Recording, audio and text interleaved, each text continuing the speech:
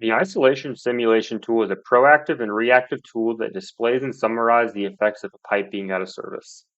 The tool also identifies the pipes and valves needed to be closed in order to isolate the target pipe.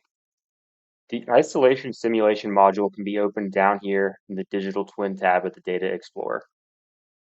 Isolation option, the user has a choice between a system valve layer and a closable pipes layer.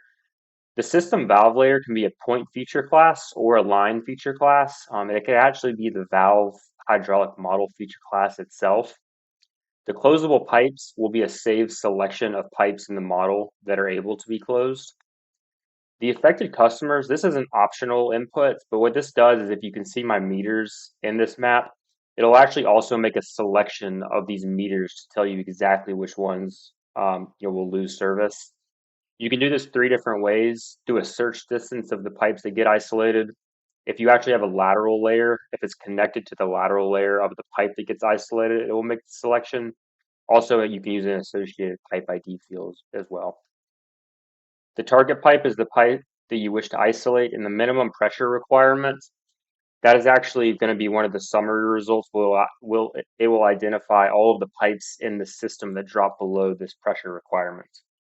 So what I'm going to do is I'm going to choose a target pipe, and I'll select this one. I'm going to run the tool. You can see it's going to make a selection of all the pipes that are isolated, as well as the service connections based on that 200-foot search distance. Now, if I come to the summary results, what this tells you in here is that you can see my affected customers will be 40. That's going to be the 40 selected meters in this case. If you didn't have this in here, that would just be 0. You can see now 8 of my pipes are going to drop below that minimum pressure requirement in my system.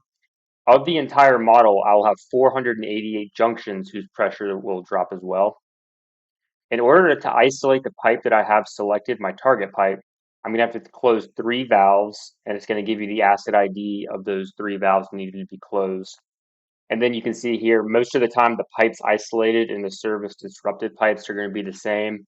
But if I close those 3 valves to isolate my target pipe, I'm also going to isolate 8 pipes, which will also disrupt the service of those 8 pipes as well. And this is the asset IDs of those 8 pipes.